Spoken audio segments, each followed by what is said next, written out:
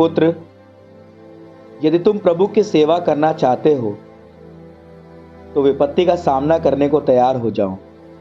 तुम्हारा हृदय निष्कपट हो, तुम दृढ़ संकल्प बने रहो।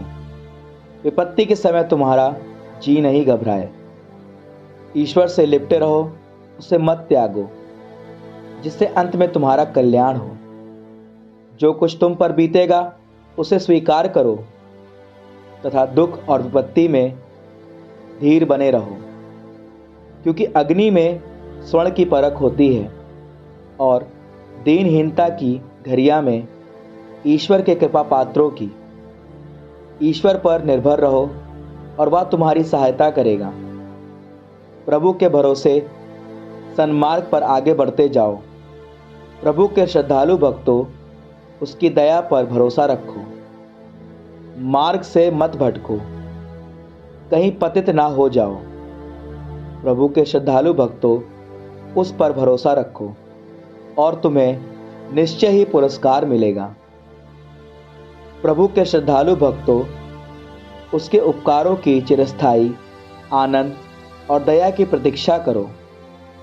प्रभु के श्रद्धालु भक्तों, उससे प्रेम रखो और तुम्हारे हृदयों में प्रकाश का उदय होगा। पिछली पीढ़ियों पर विचार कर देखो, किसने ईश्वर पर भरोसा रखा और वह निराश हुआ? किसने ईश्वर पर श्रद्धा रखी और वह परित्यक्ता हुआ? किसने ईश्वर से प्रार्थना की और वह उपेक्षित रहा?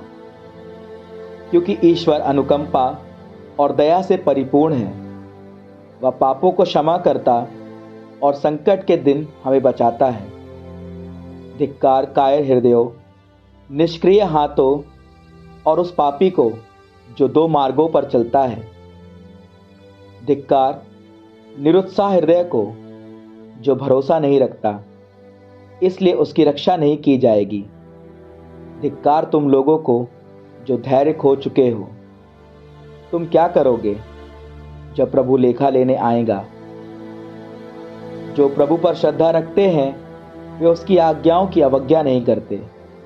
जो उससे प्रेम रखते हैं वे उसके मार्गों पर चलते हैं। जो प्रभु पर श्रद्धा रखते हैं वे वही करते हैं जो उसे प्रिय है।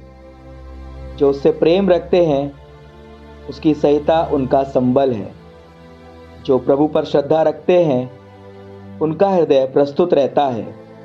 वे उसके सामने अपनी आत्मा को पवित्र करते हैं। जो प्रभु पर श्रद्धा रखते हैं वे उसकी आज्ञाओं का पालन करते हैं और उसके आगमन के दिन तक धैर्य रखेंगे। वे कहते हैं, हम मनुष्यों के हाथों नहीं बल्कि प्रभु के हाथ पड़ जाएंगे, क्योंकि वह जितना महान है उतना ही दयालु भी।